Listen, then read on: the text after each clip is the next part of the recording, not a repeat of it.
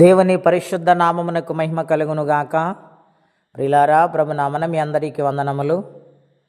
దేవుని వాక్యము ధ్యానందాం. కీర్తనల గ్రంథం 34వ అధ్యాయము 8వ వచనం. యెహోవా ఉత్తముడని రుచి చూసి తెలుసుకొనడి, ఆయనను ఆశ్రయించిన నరుడు ధన్యుడు. ప్రియమైన దేవుని బిడ్డలారా, ఆయన ఉత్తముడు అని భక్తుడు మాట్లాడుచు ఉన్నాడు.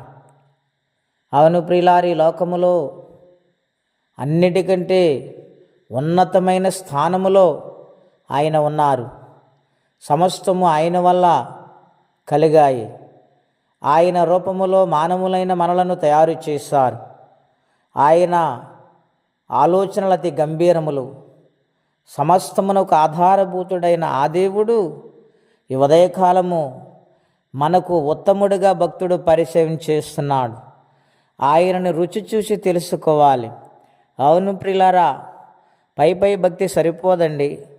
ఆయన సన్నిధానములు లోతైన అనుభవంలోకి వచ్చినప్పుడు ఆ మాధుర్యము, ఆ యొక్క విలువైన మాటలు పరిశుద్ధాత్మను ద్వారా మనము తెలుసుకుంటే ఆయన రుచి ఏంటో మనకు అర్థమవుతుంది. బైబిల్ గ్రంథములు భక్తులైన వారు ఆయన రుచికరమైన మాటలు విని వర్ధిల్లినట్లుగా మనం లేఖనాల్లో చూస్తూ ఉన్నాం. అవును ప్రియులారా, ఆయన ఉత్తముడే. ఆయన్ను రుచి చూసి మనం తెలుసుకోవాలి. మూడవదిగా ఆయన్ని ఆశ్రయించాలి. మానవులను ఆశ్రయిస్తే ప్రయోజనమేమీ లేదు. అదే దేవుని మనం ఆశ్రయించగలిగితే ఆయన ధన్యకరమైన జీవితాన్ని అనుగ్రహిస్తానని వాగ్దానము చేస్తున్నాడు. ఆ సంగతి గ్రహించిన దావీదు మహారాజు తనకి ఎన్ని కష్టాలు వచ్చినాయో, ఎన్ని ఇబ్బందులు ఎదురైనాయో, అటువంటి మరణాపాయ పరిస్థితిలో సౌలు తరుముతుండగా, పారిపోతూ ఉండగా ఆయన పాద సన్నిధానములో ఆశ్రయించాడు. ఆయనను బ్రతిమాలుకున్నాడు.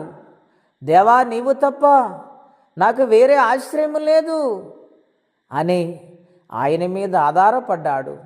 గనుక దేవుడు దావీదు మహారాజును తప్పించాడు. ఆపదల నుండి, కష్టాల నుండి, మరణాపాయాల నుండి ఆయన తప్పించి ఉన్నతమైన జీవితాన్ని దేవుడు దావీదు గారికి అనుగ్రహించారు. ప్రియమైన దేవుని బిడ్డలారా, మనుషులను ఆశ్రయించి పాడైపోతున్నావేమో, మనుషుల మాట విని ఇబ్బందులకు గురైపోతున్నావేమో, సమస్యలు నిందలు వస్తున్నాయేమో, ఉదయ కాల సమయంలో పరిశుద్ధాత్మ దేవుడు మాట్లాడుచున్నారు. ఆయనను ఆశ్రయించిన నరుడు ధన్యుడు. గనుక ఆయన ఆశ్రయిందాము, ఆయన కొరకు బ్రతుకుదాము. అట్టి కృపా తీర్మానం పరిశుద్ధాత్మ దేవుడు మనందరికీ దయచేయునుగాక. ప్రార్థన అండి. అత్యంత కృప కలిగిన దేవా, బహోన్నతమైన మీ నామం కొరకే వందనములు. మీ మహాకృప దయను బట్టి ఈ ఉదయకాలం నాతో మాట్లాడుతూ మీరు వచ్చారు. నాయనను ఉత్తముడవు, నిన్ను ఆశ్రయించిన నరులు ధన్యులన్నావు నాయన. ధన్యకరమైన జీవితం ఇచ్చే దేవుడవైనావు నాయన. కీర్తన 2:12 మీరు చెప్పారు ప్రభువా, ఆయన ఆశ్రయించి వారందరూ ధన్యకరమైన జీవితాలు పొందుతారని. అవును నాయన, నిన్నే ఆశ్రయించాం. నీ కొరకు జీవించే భాగ్యం అందరికీ దయచేయండి. ఎవరే కష్టముల, బాధలు, ఇబ్బందులు ఉన్నారు వారికి నీ సహాయం పంపించమని యేసుక్రీస్తు వారి పుణ్యనామములో ప్రార్థించి స్తుతించి ఘనపరిచి వేడుచున్నాము తండ్రి. ఆమెన్. దేవుడు దీవించునుగాక. ఆమెన్.